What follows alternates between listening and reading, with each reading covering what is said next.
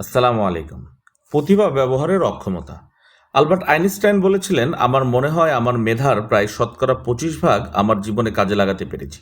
William James মনে করেন, মানুষ তার সম্ভাবনার কেবলমাত্র শতকরা 10 থেকে 12 ভাগ ব্যবহার করে।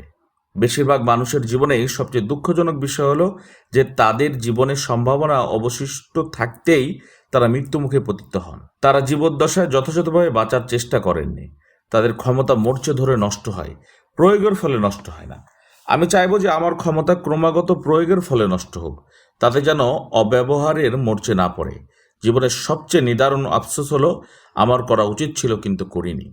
আলস্যে নিজের ক্ষমতায় মরচে ধরিয়ে দেওয়া এক জিনিস, আর ধৈর্য ধরে সুযোগের অপেক্ষায় নিজের ক্ষমতাকে সংহত করে রাখা অন্য জিনিস। মরচে ধরে তখনই যখন আলস্য এবং নিষ্কর্ম অবস্থায় সময় কাটানো যায়। ধৈর্য ধরে অপেক্ষা করা মানুষের সচেতন সিদ্ধান্ত। এর ফলে কর্মশক্তি ও অধ্যবসায় বেড়ে যায়। কোনো এক ব্যক্তি একজন বয়স্ক লোককে জিজ্ঞাসা করল, জীবনের সবচেয়ে গুরুভার কি? বয়স্ক ব্যক্তিটি বিমর্ষভাবে জবাব দিলেন, যদি বাহনের জন্য কোনো বোঝাই না থাকে, তবে সেটিই সবচেয়ে বড় গুরুভার। সকলকে ধন্যবাদ। পরবর্তী ভিডিওর জন্য চ্যানেলটি সাবস্ক্রাইব করে আমাদের সাথে থাকুন। আসসালামু আলাইকুম ওয়া রাহমাতুল্লাহ।